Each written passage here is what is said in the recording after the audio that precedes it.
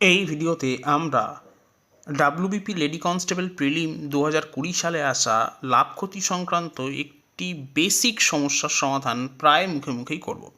এখানে প্রশ্নটি হলো, একটি দ্রব্য 1754 টাকায় বিক্রি করলে যে টাকা লাভ হয় 1492 টাকায় বিক্রি করলে সেই পরিমাণ টাকাই ক্ষতি হয়। দ্রব্যটির ক্রয় মূল্য কত? এই জাতীয় প্রশ্ন যখন যত লাভ হবে এবং তত টাকাই ক্ষতি হবে এই রকম কোনো শব্দ উল্লেখ থাকবে, তখন আমরা উত্তর নির্ণয় করার সময় যে দুটো টাকা দিয়ে দেবে তাদের যোগ করে 2 দিয়ে ভাগ করব, অর্থাৎ গড় নেব, তাই হবে আমার উত্তর।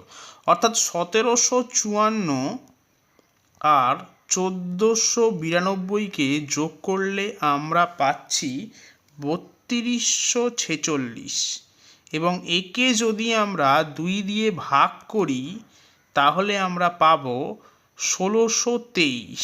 তাহলে এটাই হবে আমার উত্তর। তাহলে সঠিক উত্তর হবে এক্ষেত্রে অপশন সি, 1623 টাকা।